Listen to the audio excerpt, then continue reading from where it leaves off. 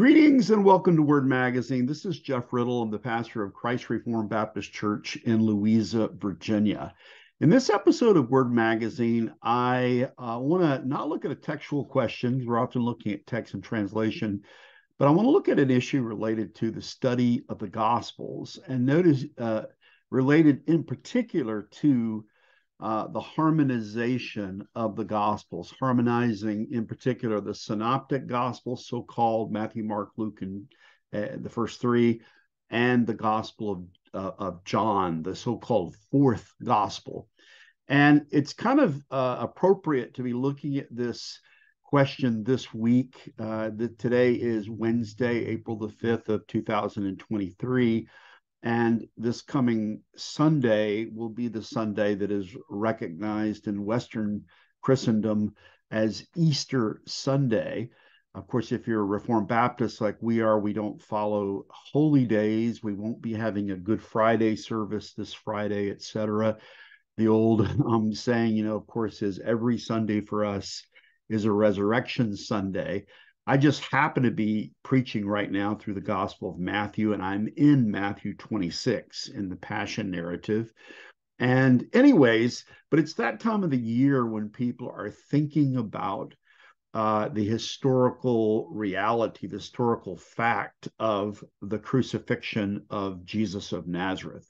Even if you're not a Christian, people are thinking about around this time of the year, they're through the Christian celebration of Easter, what happened with Jesus of Nazareth. And there's a particular question that arises with respect to the interpretation of the Gospels, and that is, when was Jesus crucified? That is, was he crucified on the day of the Passover? Or was he crucified the day before the Passover? And so that's been a debate that primarily has emerged with the advent of the modern historical critical scholarship, because there have been modern critics who have suggested that there is a conflict between the synoptic account, Matthew, Mark, and Luke, and the Johannine account, the account of the Gospel of John.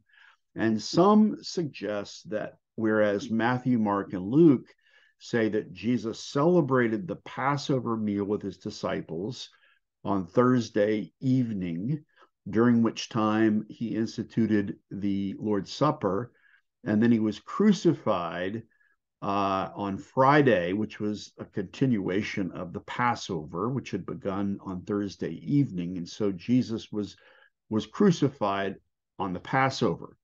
Others suggest that the Gospel of John is in conflict with this, and they suggest that Jesus was crucified instead on the day of preparation for the Passover. So the day before the Passover, when the lambs were being sacrificed for the Passover celebration. And so they suggest there's a conflict here. And this is very typical of modern historical critical scholarship, to pit one part of the scriptures against another, and in gospel studies to pit the so-called synoptic gospels, Matthew, Mark, and Luke, against John. So how do we deal with this supposed conflict? And we'll talk in just a few moments. We'll look at some passages that are drawn forward by modern scholars to suggest that there is this conflict. But how do we respond to this? Well, I want to just basically in this episode provide a reading from a work that gives a sort of an apologetic defense of the harmony of the Gospels. And it's a work that was written by a Southern Baptist scholar of the early 20th century named A.T. Robertson, or Archibald Thomas Robertson. He lived from 1863 to 1934. He's probably the best known scholar that Southern Baptists ever produced. He was an internationally known expert on the Greek New Testament, and he was the rarity for 19th century, early 20th century Southern Baptist scholars, in that his works were published by non-Southern Baptist publishing arms. He was a respected scholar outside of Southern Baptist circles. Interestingly enough, Robertson was born in Virginia. He was born in Chatham, Virginia, in Southern Virginia, and he actually went to college at my alma mater at Wake Forest University in North Carolina, and then went on to Southern Seminary, again, became a professor there. And his most famous work probably is his grammar of Greek New Testament in light of historical research that was published in 1914. But he also published or revised, I might say, this work. And this is what I want to read from. This is titled Harmony of the Gospels by A.T. Robertson. And it's actually, as it says at the top, the standard broadest harmony, thoroughly revised, rearranged, and enlarged. And so there had been a harmony of the Gospels that had been produced by John Broadus, who was another Southern Baptist scholar and the president of the Southern Baptist Theological Seminary.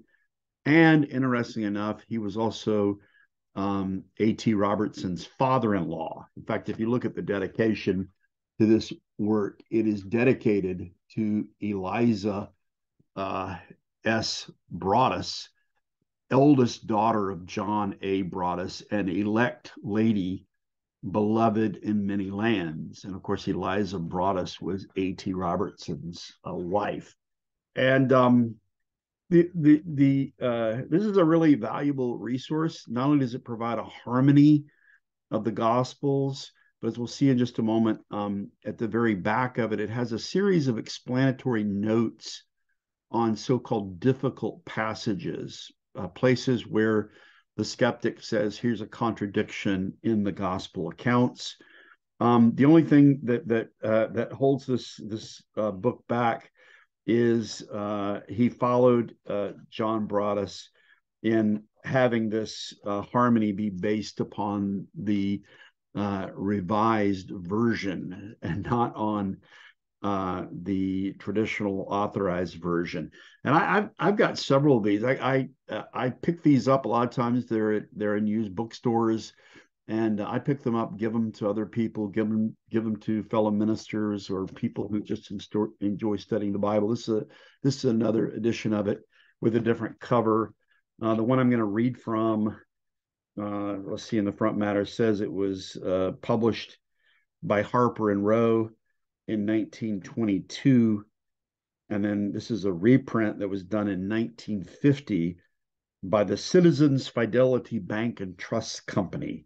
So if we can imagine a bank today publishing a Bible study aid. So apparently this was done in 1922. This revision by Robertson, Harmony of the Gospels, came out in 1922. And actually, I also recently picked this up, which is the NIV Harmony of the Gospels. Found this at a used bookstore, edited by Robert L. Thomas and Stanley N. Gundry. But if you look at the front matter for this, they note it is a revised edition of the John A. Broadus and A.T. Robertson Harmony of the Gospels. And this is also published by Harper 1. So I'm not sure what year this came out.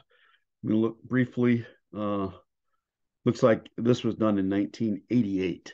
So the work by Broadus, was perpetuated by Robertson and continues to be perpetuated. This one is using the text of the revised version of 1881. And this one is using the NIV. But again, what is really helpful about this work, one of the things very helpful about it is at the very back, it has a series of what it calls explanatory notes on points of special difficulty in the harmony. And so this is dealing with supposed discrepancies in the text. So, for example, there's a discussion on the two genealogies of Christ, trying to harmonize Matthew's genealogy in Matthew 1 with Luke's genealogy in Luke 3. There's a discussion of the probable time of the Savior's birth, trying to figure out what the birth date was of Jesus. Here's one on harmonizing the feast of John 5:1, mentioned in John 5:1, and the duration of our Lord's ministry. How long did the ministry of Christ last? Was it a 1-year ministry, as some suggest, or was it a 3-year ministry? The traditional view based on the 3 references to the Passover in the Gospel of John. There's a section on harmonizing the 4 lists of the 12 apostles, as found in Matthew, Mark, Luke, and Acts. And so, anyways, it's got a series of interesting notes on special points. So the 11th one of these, beginning on page 279, is titled, "Did Christ Eat the Passover?" And again, this is going to discuss this supposed difference or difficulty relating to the synoptic gospel accounts of when Christ ate the Passover and when he was crucified over against John's account. And I'm not sure if I said earlier, A.T. Robertson, I might have said he was in the early 19th century. That would be wrong. His scholarly work, scholarly production was in the early 20th century. And so you already had the inroads in the late 19th century on into the 20th century of modern historical criticism. Robertson's interesting in that, on one hand, he seemed to be embracing a lot of the findings of modern historical criticism, especially with respect to textual criticism. He completely embraced the Westcott and Hort views of textual criticism, and he really introduced that into Southern Baptist life, traditional Southern Baptist life, along with John Broadus and others. But anyways, so in that respect, he's a lot like a lot of modern evangelicals. I want to embrace modern textual criticism, but I don't want to embrace a lot of the other things that the modern historical critical method brings along with it. And so on one hand, he is disappointing in that he embraces the modern critical text. On the other hand, he makes some good arguments against other aspects of the skepticism of modern historical criticism. So what I want to do is just read again this little section. It goes from page 279 on over to page 284. I just want to read it. I might stop and read some of the passages that I'll come across. And again, it's very relevant, timely, given that this week lots of people are thinking about the last week in the first Advent ministry of Christ. And with respect to figuring out this timing, I was just preaching on Sunday on Matthew 26 verses 17 through 25. And it begins in verse 17. Now, the first day of the feast of unleavened bread, the disciples came to Jesus, saying unto him, Where wilt thou that we prepare for thee to eat the Passover? And so there's a place where according to the synoptic accounts, Christ eats the Passover that evening with his disciples. And then the next day, which is the Passover, he is crucified. And again, it's suggested that this is in conflict with John. And we'll look at some of the passages where this claim is made. So again, I'm just going to read this beginning on page 279. Did Christ eat the Passover, from A.T. Robertson? To put this question in another form, it would be, on what day of the month was Jesus crucified? For the crucifixion occurred on the same Jewish day as the eating of the meal recorded by all 4 evangelists. Nearly all agree that the crucifixion occurred on Friday, and the meal was eaten the evening before our Thursday, but the beginning of the Jewish day, counting from sunset to sunset. But what day of the month was it? The Passover, um, the Passover feast began on the 15th Nisan, the lamb being slain in the afternoon of the 14th. But the day of the week would vary with the new moon. If Jesus ate the regular Passover supper, he was crucified on the 15th of the month of Nisan. If he ate an anticipatory meal a day in advance and was himself slain at the hour of the killing of the paschal lamb, he was crucified on the 14th Nisan. In that case, he did not really eat the Passover supper at all. So then, we must seek to determine the truth about this matter because express statements are made about it in the Gospels. And so he's going to begin now a series of points. First point, he says, some sentimental views of the question need to be disposed of first. A great controversy once raged in the early churches about the Passover. Point 1, subpoint A. In the latter part of the 2nd century, some of the churches of Asia Minor, largely composed of Jewish Christians, kept up the Passover on the ground that Jesus had eaten it the night before his crucifixion. Polycarp, the disciple of John, expressed the persuasion that Jesus ate the Passover. So what he's saying here is that in the churches of Asia Minor, Jewish Christians continued to keep the Passover on the ground that Christ had eaten the Passover the night before his crucifixion. And he lists Polycarp, a disciple of John, as representing this. Now, subpoint B under point 1. But some of the churches were afraid of this example and its application to the discussion about the relation of the Mosaic law to Christianity. So they took the position that Jesus did not eat the Passover himself, but as the paschal lamb was crucified at the time the lamb was slain. He was our Passover. The Greek churches now hold this position, while the Latin churches hold that Jesus ate the Passover. But those arguments are purely subjective and do not affect the question of fact.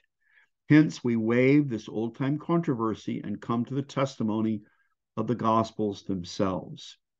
So again, he's suggesting that there's still a breach. And honestly, I don't know enough about the so-called Greek churches, Eastern Orthodoxy. In this case, he says that in the Latin West, I guess it would be in Roman Catholicism and in Protestantism, that there's still the contention that Jesus ate the Passover, was crucified on the Passover. But he says there's an Eastern tradition, a Greek tradition, that says that he was crucified on the day of the preparation for the Passover. Point 2, the testimony of the Synoptics, Mark, Matthew, and Luke. By the way, it's interesting that Robertson totally bought into Mark in priority. And so when he lists the so-called synoptic gospels, the first one he mentions is Mark, Matthew, Luke. The evidence they give is abundant and explicit to the effect that Jesus ate the regular Paschal supper on the evening after the 14th Nisan. Subpoint A under point 2. Jesus predicted that his death would occur during the feast of the Passover. So Matthew 26:2 reads, "Ye know that after 2 days the Passover cometh, and the Son of Man is delivered up to be crucified." Into that quote. See also Mark 14:1 and Luke 22:1, where the fact is alluded to. Passover is used in the general sense of the Feast of Unleavened Bread, as Luke explains. The Feast of Unleavened Bread followed the Passover meal, beginning the next morning and lasting a week. But the one term was used to include the other. The Passover was expanded to mean the entire feast that followed and vice versa. So he's saying that in the typical language of these times, as reflected in the New Testament, they use the two terms interchangeably. Although Passover referred specifically to the meal on Thursday evening and the next day to sunset, Nisan 15, and the Feast of Unleavened Bread would be the observation of 7 days following the Passover, that the terms were used interchangeably. So one would talk about the Passover, and he meant the Passover day and the Feast of Unleavened Bread. One likewise would say the Feast of Unleavened Bread, and he meant the Passover and the feast that followed. Subpoint B. It is true that the Jewish authorities decided not to put Jesus to death during the feast. And he refers to Matthew 26, verse 5, and Mark 14, 2. But this decision was reached not because of any compunctions of conscience in the matter, but because they were afraid of a tumult among the people, owing to the great crowds, many of whom were friendly to Christ. But so soon as Judas offered his services, their fears vanished, and they proceeded with their murderous designs. And he cites Matthew 26:14 and Mark 14:11. The rulers did expedite matters at the crucifixion that the bodies might not be exposed on the Sabbath, but they had often tried to slay Jesus on the Sabbath heretofore. Public executions did take place during the feasts. And he cites Deuteronomy 17, verses 12 and following as a proof text to show that executions could take place during these Jewish feasts or holidays. Subpoint C under point 2. The Synoptics flatly says, Matthew 26:17, Matthew 26:20, Mark 14:12 and verse 17, Luke 22, verses 7 and 14, that on the first day of unleavened bread, Jesus sent Peter and John from Bethany into the city to make preparations for eating the Passover, and that on the evening of the same day, he ate it with the disciples. And so again, that's what I read earlier that I was preaching on Sunday, Matthew 26:17. Now the first day of the Feast of Unleavened Bread, the disciples came to Jesus saying unto him, where wilt thou that we prepare for thee to eat the Passover? So he's saying this is the consensus of Matthew, Mark, and Luke. He continues, Luke calls it the hour. Now, the first day of unleavened bread was the 14th Nisan. There is no question about this. Josephus speaks of the feast lasting 8 days. The lamb of the Passover supper being slain on the afternoon of this day, it was regarded as the beginning of the feast. Besides, Mark and Luke end the whole matter by saying that on this day they sacrificed the Passover. Jesus himself calls it the Passover in Luke 22, verse 15. It is useless to say that Jesus ate the Passover a day in advance. This could not be done, especially by one to whom the temple authorities were hostile. Equally, unless it is to say that the Jews ate the Passover a day too late. If a mistake was made about the new moon, they would hardly keep the Passover on 2 different days, nor would Jesus be apt to make a point about the matter. So he's saying, based on the evidence of Matthew, Mark, and Luke, there's no question that Jesus ate the Passover and he was crucified on the Passover. And there's no mention or possibility of him having eaten a preparatory meal the day before the Passover, or of him being crucified the day before the Passover. His third point now is the testimony of John. Now remember, it's the modern critics who are saying that this account in Matthew, Mark, and Luke is in conflict with that of John. So point 3, the testimony of John. If we had only, Robertson continues, the evidence of the Synoptics, no serious trouble would ever arise on this question. Strauss has strenuously urged that John is on this point in hopeless conflict with the other evangelists, since he makes Jesus eat the supper on the evening after the 13th of Nisan, Wednesday, and not the evening after the 14th, Thursday. This idea has gained a foothold among many able modern writers who see a clear contradiction between the Synoptics and the fourth gospel. Some of these evidently do so because they hold that the Paschal controversy in Asia Minor arose from this supposed conflict of John with the Synoptists, and this shows John's gospel to have been in existence when that controversy began. It is not worthwhile to maintain that John in chapter 13 alludes to a different meal on a different occasion. The point of contact with the synopsis are too sharp and clear, such as the sop given to Judas. But 5 passages in John are produced as being in direct opposition to the statements of the synoptic gospels. A careful examination of each of these 5 passages in the fourth gospel will show that John does not say that Jesus ate the Passover meal a day in advance of the regular time, but quite the contrary. Let me pause here for just a moment. So he points out that in modern, those using the modern historical critical method have suggested that John's account is in conflict with the synoptic account. Synoptic accounts say Jesus ate the Passover meal, was crucified at the Passover, but they say John says it was the day before, the day when the lambs were sacrificed. And he mentions Strauss, and he suggests that that the Gospel of John was part of this controversy between the churches of Asia Minor and the Greek churches. So he says this is part of the controversy. Of course, part of this is steeped in the more radical skepticism about the historicity of the Gospel of John that was flaming in the early 20th century, and those who were doubting, discounting the historical reliability of John, suggesting it was a late production.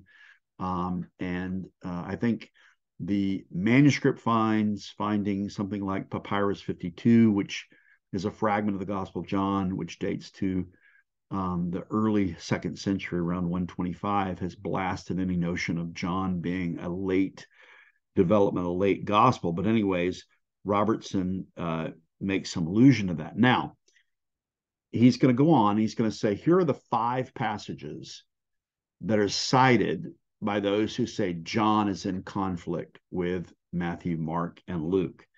And so he's going to go through each one of these, and he's going to explain why they're not actually in conflict with Matthew, Mark, and Luke, but they are in harmony with them. And all 4 of the Gospels say that Jesus ate the Passover and was crucified on Friday, the day of the Passover.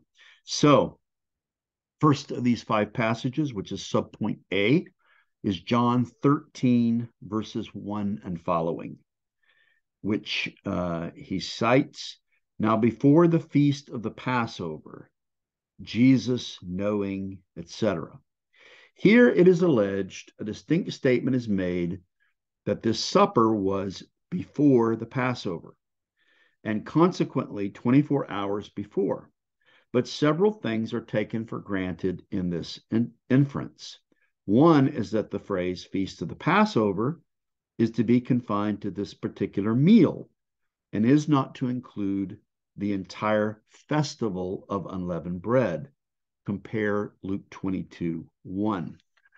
Often, by a metonymy of speech, the name of a part is given to the whole. Besides, it is not certain that verse 1 is to be connected with verse 2. The best exegetes agree that a complete idea may be presented therein, either a general statement that Jesus loved his own before the Passover and until the end, or that he came into special consciousness of this love just before the Passover. And if the more natural interpretation be taken and the application of this love be made in verse 2, it is not necessary that the before be as much as 24 hours. Observe also the text He says adopted in the Revised Version in verse 2, not supper being ended, but during supper. With this reading, agree the other references in 13:4, where it says he riseth from supper, 13:12, sat down again, 13:23, there was at the table reclining in Jesus's bosom. So the natural meaning is that just before the meal began, Jesus purposed to show his love for his own by a practical illustration. So after they had all reclined at the table according to custom, Jesus arose and passed around the tables, washing their feet. Then he reclined again and proceeded with the meal. So nothing at all can be made out of this passage against the view that this was the regular Passover.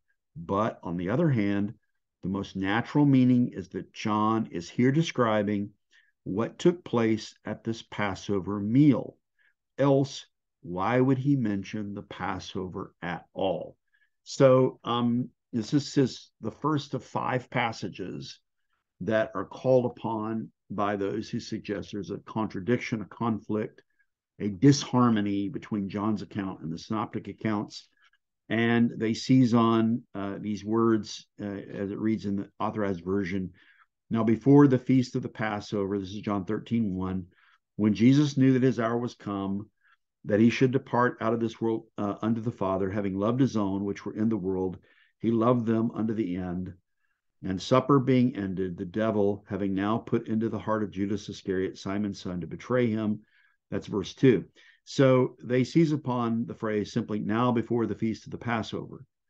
And he makes the point that that doesn't prove anything about the timing of the Passover, because it may well be referring to, again, he came to this this full consciousness, understanding of his ministry on the cross, and then proceeds now to have the Passover meal. And so this is Robertson's refutation of John 13:1, which is a pretty weak, I think, proof text. I think there are going to be some that are a little stronger, but he, I think, dismisses this first of 5 passages as not being in disharmony with the synoptic accounts. The second of these 5, which is going to be subpoint B here, is John 13, verse 27. This is when Jesus says to Judas, that thou doest, do quickly. He writes, the objection is made that the disciples would not have thought that Jesus referred to the feast, 13:29, if the Passover meal was already going on or was over. So it is urged this remark must have been made a day before the Passover was celebrated. But if that were the case, where would be the necessity for hurry, as there would be plenty of time on the morrow? The word feast here need not be confined to the Paschal supper, but more naturally refers to the whole feast of which the supper was a part. So this haste was needed to provide for the feast of unleavened bread, which began on the next morning. So no real force lies in the fact that this day was a holy day, being the first day of the Passover festival. The Mishnah expressly allows the procuring, even on a Sabbath, what was needed for the Passover. If this could be done on a Sabbath, much more could it be done on a feast day, which was not a Sabbath. Hence, not only was it possible for the disciples to have misunderstood the remark of Jesus on the Passover evening, but it was far more natural that such misapprehensions should arise then than a day before. So this passage, like the preceding, when rightly understood, really confirms the Synoptics. And so, second of 5 passage, John 13:27, that thou doest, do quickly. He says it makes actually more sense, confirming the meal that's described in John 13 as being the Passover meal, the upper room Passover meal, happening on Passover and not the day before. The third of these 5 objection passages, again, the first 2 we've seen are pretty weak, but there are going to be some stronger ones. The third passage of 5, which is subpoint C, is John 18, and verse 28, which reads, "They themselves enter not into the palace, that they might not be defiled, but might eat the Passover." And so now this one is a bit more of a challenge, right? Um, let's go and look at John 18:28 as it reads in the authorized version. We've got Peter denying Christ in John 18:27, and the cock crowing. And then it says, "They led Jesus from Caiaphas into the hall of judgment, and it was early, and they themselves went not into the judgment hall, lest they should be defiled, but that they might eat the Passover." So the priestly class who were trying Jesus take him from Caiaphas into the judgment hall before Pilate, but they don't enter in themselves so that they're not contaminated by the Gentile Romans. And it says here that they did this, that they wouldn't be defiled, that they might eat the Passover. And so, does this mean that the Passover meal was yet to come? So, does that mean the meal that Jesus had with his disciples in John 13 was not the Passover meal? So, this is now a significant challenge. We can see why the modern historical critics who are wanting to find any discrepancy that they can possibly find and exploit, why they would have seized on this. So, what is A.T. Robertson's response? He says, "At first sight, this does look like a contradiction, for this was certainly after the feast of John 13 too. And if they had not eaten the Passover meal, why, here is a clear case of conflict of authorities. But it is by no means certain that the phrase eat the Passover means simply the Paschal Supper. This phrase occurs 5 times in the New Testament, besides this, but all in Matthew, Mark, and Luke. Matthew 26:17, Mark 14:12, Mark 14:14, Luke 22:11, Luke 22:15. So all the other places where this phrase eat the Passover occurs are in the Synoptic Gospels. In all of these, the reference is to the Paschal Supper. But the word Passover is used in 3 senses in the New Testament. Here are the 3 senses: the Paschal Supper, the Paschal Lamb, and the Paschal Festival. So when it says eat the Passover, but the term Passover, 3 meanings: the Paschal Supper, the Paschal Lamb, the Paschal Festival. The word is used 8 times in John, besides this instance, and in every case, the Passover festival is meant.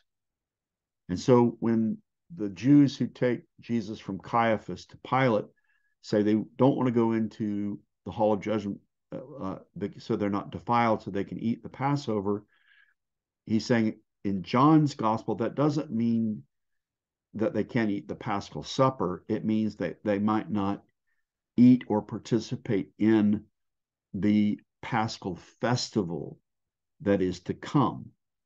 Robertson continues, so we may fairly infer that the usage of John must determine his own meaning rather than that of the Synoptics. This becomes more probable when we remember that John wrote much later than they, after the destruction of Jerusalem, when these terms were not used so strictly. So he wants to put a post-70 date for the Gospel of John. I'm not 100% sure about that, but he is making a point that John is apparently using Passover with respect to the Passover festival, whereas Matthew, Mark, and Luke are using it with respect to the Paschal Supper. Let's see. He continues. He, meaning John, always speaks of the Jews as separate from Christians, and this very expression is used in 2 Chronicles chapter 30, verse 22, which says, "And they did eat the festival 7 days." So 2 Chronicles 30, verse 22 would be an example of, in the Old Testament, of someone using the term eat the festival. And so it would make sense if John perhaps could use the phrase eat the Passover with respect to celebrate the festival or the Feast of Unleavened Bread. He notes of 2 Chronicles 30, verse 22, the Septuagint translates it, and they fulfilled or kept the festival of unleavened bread 7 days. He says, see Robinson. So it is largely possible for the phrase eat the Passover to mean, in this instance, also the celebration of the Passover festival. Some have urged that the Sanhedrin had not eaten the Passover at the regular hour because of the excitement of the trial, but this is hardly tenable. And moreover, since this remark was made early in the morning, how could that affect the eating of the supper in the evening? For whatever impurities one had during the day passed away at evening. Hence, this uncleanness must belong to the same day on which it incurred. If the Passover festival had begun, this would be true, for they would wish to participate in the offerings of that day. So this passage likewise becomes an argument in favor of agreement with the Synoptics. And so he's saying, if they had had the Passover meal actually on Thursday evening, and the Passover was continuing, and they said we can't go into the house, this hall of judgment of the Romans, lest we be defiled on the Passover. So he says, actually, rather than John 18:28 being an objection passage against the synoptic chronology, it actually affirms the synoptic chronology. Let's move on now to the fourth of these 5 passages, and this is John 19, verse 14. And again, I think the first 2 were pretty weak. John 13:1, John 13:27, John 18:28 is much more of a challenge, and so is John 19:14. John 19:14 says, now it was the preparation of the Passover. And the question is, what is this term, the preparation of the Passover? Let me read it in the Authorized Version. It says, and it was the preparation of the Passover. And in Greek, in John 19, verse 14, that phrase, the preparation of the Passover, is paraskoie to Pascha. What does this term paraskoie to Pascha mean? The preparation of the Passover. This is claimed, Robertson continues, to mean the day preceding the Passover festival. Hence, Christ was crucified on 14th Nisan in opposition to the Synoptics. So the modern historical critics who want to see a conflict between John and the synoptic accounts say there's a reference here to the day of Jesus' crucifixion was the day of preparation for the Passover, the day before the Passover, not the day of the Passover itself. So how does Robertson respond to this? He says this phrase preparation was really the name of a day in the week, the day before the Sabbath, our Friday. We are not left to conjecture about this question. The evangelists all use it in this sense alone. Matthew uses it for Friday in Matthew 27:62. Mark expressly says that the preparation was the day before the Sabbath, Mark 15:42. Luke says that it was the day of the preparation and the Sabbath drew on, Luke 23:54.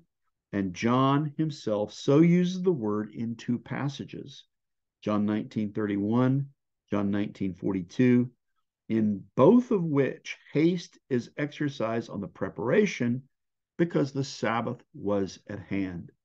And so he says, when it says it was the day of preparation for the Passover, it doesn't mean that it was the day before the Paschal Supper. It means it was Friday, the day before the Sabbath of the Passover. And so or the Sabbath of the Feast of Unleavened Bread. And again, he says the day of preparation was a circumlocution among the Jews to simply refer to Friday. He says the New Testament usage is conclusive, therefore, on this point. This then was the Friday of the Passover week, and this agrees with the Synoptics. Besides, the term preparation has long been the regular name for Friday in the Greek language, caused by the New Testament usage. It is so in modern Greek today. I don't speak modern Greek, but I'm assuming, given that Robertson says this, that in modern Greek, the word for Friday is paraskoie. I'm assuming that's right. Maybe somebody who knows modern Greek will correct me. I could Google translate it myself and see. Robertson continues, it was the Sabbath eve, just as the Germans have Sonnabend for Sunday eve, i.e., Saturday afternoon. So this passage also becomes a positive argument for the agreement between John and the Synoptics. So now let's move on to the fifth and last verse that is used as a proof text to argue for a conflict between the Synoptic Gospels and John. Thus far, we've seen John 13:1, John 13:27, which were lighter sort of proofs. Then more substantial, John 18:28 and John 19:14, both of which Robertson explains or harmonizes with the synoptic accounts. And then the last one is John 19, verse 31, which reads, for the day of the Sabbath was a high day. From this passage, it has been argued that at this Passover, the first day of the Passover festival, coincided with the weekly Sabbath. But that is an entirely gratuitous inference. This coincidence would, of course, be a high day, but so would the first day of the feast, the last day, or the Sabbath of the feast. In John 7:37, the last day is called the great day of the feast. The Sabbath occurring during the festival would be a high day. Likewise, Robinson's argument on this point are quite conclusive. Nothing can be made out of the expression against the position of the Synoptics. So this is another, again, weaker argument. John 19:31, for the day of the Sabbath was a high day. And he's saying that this would have been true of any Sabbath taking place during the Paschal festival or the Passover festival. And so it's not a contradiction with the synoptic account. He continues now, McClellan discusses various other passages in John, which show that the crucifixion occurred on Friday and that this was the first day of the feast. John 18:39, John 18:40, John 19:31, John 19:42, John 20, verse 1, John 20, verse 19, etc. We conclude then that a fair interpretation of the passages alleged not only removes all contradiction between John and the Synoptics, but rather decidedly favors the view that they have the same date for the Passover meal and that Jesus ate the Passover at the regular hour and was crucified on Friday, 15th Nisan.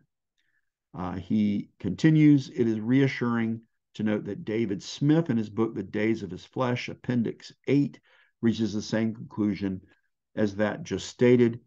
He makes it out that Jesus ate the regular Passover meal and was crucified on Friday, the 15th of Nisan, and that the passages in John really agree with the synoptic account.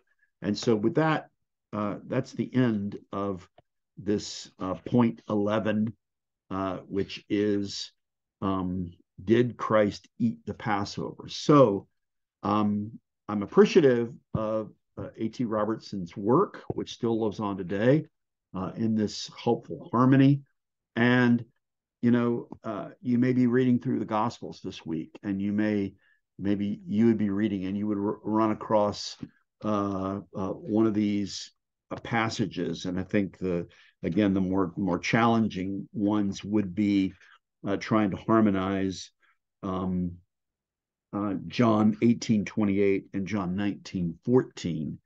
And here we can see that Robertson has given us a satisfying, reasonable explanation as to why the synoptic accounts in John are in harmony with one another, that Jesus ate the Passover meal that began on Thursday evening, and that he was crucified on the Passover on Friday on Nisan 15. So I hope that this is helpful. If you've ever been puzzled by this, or if you maybe by reading the works of modern historical scholars who say this is a contradiction, probably the typical of the liberals would be there's a historical contradiction, but historicity doesn't really matter. It doesn't really matter when Jesus was crucified. That would be probably what they would say. It's just if you get the spiritual meaning and so forth. And so they're not suggesting that there must be harmony among the Gospels. But for those of us who are traditional believers, of course, we believe that the Scriptures speak with one voice, that they are without error, that they are without fault, that they are infallible. And so we can take this apparent difficulty, and with some thought and comparison of Scripture, the help of the Holy Spirit, the help of gifted teachers like Robertson, we can come up with satisfying reasons to see that the Gospels are in harmony with one another. Again, I hope this has been helpful and edifying for those who are listening. And may the Lord richly bless you as we bring this episode to a conclusion. I'll look forward to speaking to you in the next episode. Till then, again, may the Lord richly bless you.